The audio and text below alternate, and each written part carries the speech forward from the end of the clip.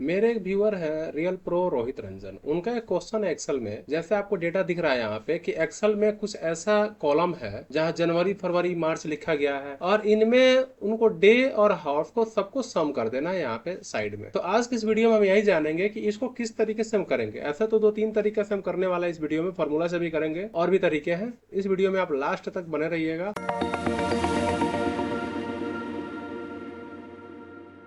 Data इस प्रकार है, जैसे इम्प्लॉय का ये नेम है उनके कंपनी में, ये हमने डमी डेटा लिया हुआ है सिर्फ बताने के लिए।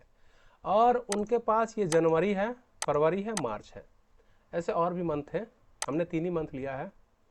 तो यहाँ पे जनवरी में कुछ इम्प्लॉय का लिखा गया है, जैसे 15 दिन 3 घंटा काम किया है, फरवरी में 19 दिन 7 घंटा और मार्च में 12 दिन 2 घंटा। तो ये टोटल इनको जोड़ना है यहाँ पे। जैसे मान लीजिए कि हम जोड़ देते हैं यहाँ पे बराबर 15 प्लस 19 प्लस 12, 46 दिन हो गया।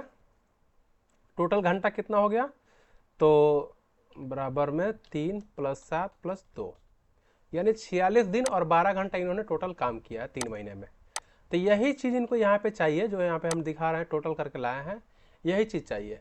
तो ये हम दो तरीके से कर सकते हैं। एक तो कर सकते हैं फ्लैश फिल के द्वारा, दूसरा कर सकते हैं फॉर्मूला के द्वारा। पहले मैं बता देता हूँ आपको कि इसको अगर आप फ्लैश फिल से करना चाहें तो कैसे करेंगे, और फिर दोबारा बताएंगे, मतलब बाद में बताएंगे फॉर्मूला से कैसे करेंगे इसको। अगर फ्लैश फिल से करना हो तब आप क्या करेंगे, पहले यहाँ पे टोटल वाले को यहाँ पे आगे कर दीजिए, यानी कि 3-4 कॉलम एक्स्ट्रा ले लीजिए। ठीक है, अब मैं यहाँ पे टाइप कर रहा हूँ, जैसे जनवरी में 15 दिन लिखा है ना, तो 15 और एंटर दबा के कंट्रोल ई दबा दे रहा हूँ। ठीक है, कंट्रोल ई फ्लैश फिल। तब इसमें से क्या किया, जनवरी का 15 16 17 15 16 17 ये सब अलग कर दिया, और फिर इस कॉलम में जाके और यहाँ पे फरवरी में 19 है तो 19 टाइप करके इंटर दबाता हूँ और कंट्रोल ई दबा देता हूँ। ये फरवरी का आ गया। अब फरवरी के बाद है मार्च, मार्च में है 12, तो यहाँ पे एंटर दबाया और कंट्रोल ई कर दिया, तो ये कर दिया, मार्च को अलग कर दिया। अब यहाँ पे मैं थोड़ा सा और आगे बढ़ा लेता हूँ कॉलम। ठीक है, अब मुझे करना है इसमें से हावर अलग करना है, तो मैं 3 और इंटर दबा करके कंट्रोल ई, ये भी हावर अलग कर दिया। फिर यहाँ पे 7 इंटर दबा के कंट्रोल ई। ठीक है, और फिर यहाँ पे 2 और इंटर दबा के कंट्रोल ई कर देना। तो अब देखिए ये डे हो गया और ये हावर हो गया। अब इन तीनों का आप नॉर्मल जोड़ दीजिए, यहाँ पे जैसे जोड़ते हैं इक्वल टू सम, और यहाँ से इंटर दबाइए और फिर यहाँ पे इक्वल टू सम, और इन तीनों को लेके एंटर दबा दीजिए। तो अभी आप देखेंगे कि 46 डे और 12 घंटा आ गया है, जो कि मैं यहाँ पे फॉर्मूले से लेकर के भी आया हूँ। तो फॉर्मूला मैं बता रहा हूँ कैसे होगा, पहले थोड़ा सा ये समझ लीजिए। अब इसको क्या करना है, इक्वल टू ये सेल यानी 46 वाला और एंड परसेंट, इन्वर्टेड कॉमा दे दीजिए और लिख दीजिए डे, और फिर इन्वर्टेड कॉमा बंद करके और फिर से एंड परसेंट, और फिर यहाँ पे दे दीजिए ये 12। ठीक है, और फिर एंड परसेंट में इन्वर्टेड कॉमा देके और हावर्स, HOUR हावर्स, और ब्रैकेट को बंद करके इंटर दबा दीजिए। तो ये देखिए ये सब सेम टू सेम कर दिया, बट इसमें आप देखिए थोड़ा सा स्पेस नहीं आया है, तो आप जो डेज लिखे हैं ना, डेज से पहले स्पेस और यहाँ हावर से पहले एच से पहले एक स्पेस। अब इसको नीचे तक खींच दीजिए, तो ये आपका काम ऐसे मैनुअली हो गया। हाँ, लेकिन अब जैसे कोई यहाँ पे चेंजिंग करेगा, जैसे मार्च में 12 दिन की जगह पे कोई कर दे 14 दिन, 14 डे। अब जैसे 14 चेंज किया, तो अब यहाँ पे देखिए जो फार्मूला मैंने लगाया है, इस फार्मूले में तो चेंजिंग हो रहा है। यहाँ पे आगे देखेंगे, देखिए 46 से 48 हो गया, बट इसमें क्या है, ये काम नहीं करेगा। यानी कि आप ऐसे कर सकते थे, लेकिन ये डायनेमिक नहीं हुआ। डायनेमिक के लिए फार्मूला लगाएंगे। ये तरीका एक हो गया। दूसरा तरीका क्या है इसका, मैं इसको पहले डिलीट कर देता हूँ। ठीक है, इन सबको मैंने डिलीट कर दिया, यहाँ से यहाँ तक, और ये ऊपर का हेडिंग भी मैं डिलीट कर दे रहा हूँ। दूसरा तरीका क्या है कि आप इसको थोड़ा सा यहाँ पे थोड़ा 2 कॉलम ले लीजिए 2 क्या 3-4 ले लो, बाद में फिर कम कर लेंगे। और फिर यहाँ पे भी 2-4 कॉलम यहाँ पे ले लो, ठीक है, इतना कॉलम ले लिया। अब मैं क्या करूँगा, इस जनवरी वाले सेल को कॉलम को सिलेक्ट करूँगा और यहाँ डेटा टैब में जाऊँगा, और डेटा में जाने के बाद टेक्स्ट टू कॉलम पे जाऊँगा और यहाँ पे फिक्स विथ पे रहने दूंगा, नेक्स्ट करूँगा। अब यहाँ पे देखिए, तो यहाँ पे ऑटोमेटिक यहाँ पे 15 के बाद यहाँ पे एक लाइनिंग दिख रही है, ये नेक्स्ट करके फिनिश कर दीजिए, ओके कर दीजिए।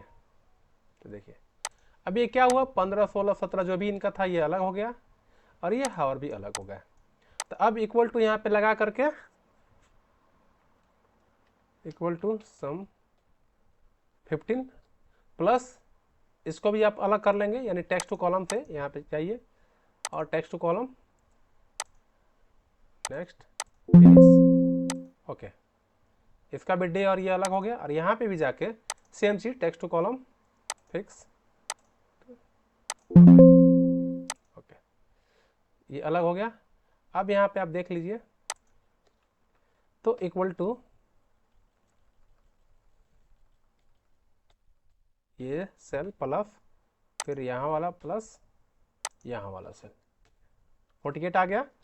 और जस्ट इसके बगल में equal to 3 hour plus 7 plus 2 और इंटर कर दीजिए। तो अभी ये देखिए ये फिर से यहाँ पे आ गया है।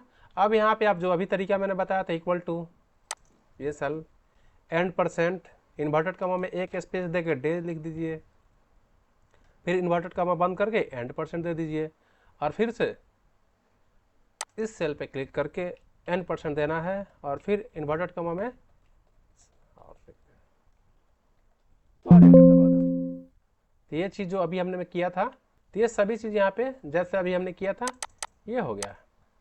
लेकिन ये भी क्या है, मैनुअल तरीका ही है, ये डायनेमिक नहीं है, ये भी अपडेट नहीं हो रहा है। तो अब हम करेंगे फॉर्मूला से, ठीक है। ये भी हम डिलीट कर देते हैं, ध्यान दीजिए, इसको कम कर दीजिए और इनको भी डिलीट कर दीजिए। और ये जो डेटा हमारा पहले था, मैं कंट्रोल जेड करके फिर से बैक आ जाता हूँ, control Z control Z control Z control Z control Z control Z control Z control Z control Z, ठीक है। अब मैं यहाँ पे फिर आ गया हूँ, अब जो मेरा ओरिजिनल डेटा है वहाँ पे। तो अब इसको करने के लिए अगर फार्मूला लगाने की बात आती है तो फार्मूला बहुत बड़ा है, थोड़ा सा आपको ध्यान से लगाना है। वैसे तो मैं इस फार्मूले को आपको डिस्क्रिप्शन में इस फार्मूले को ही दे दूंगा, ठीक है। और ये एक्सेल को सीट का ही दे दूंगा मैं, एक्सेल सीट ही ले लीजिएगा और फार्मूला भी ले लीजिएगा। स्क्रीन पर दिख भी रहा होगा आपको ये फार्मूला कैसे हमने लगाया है।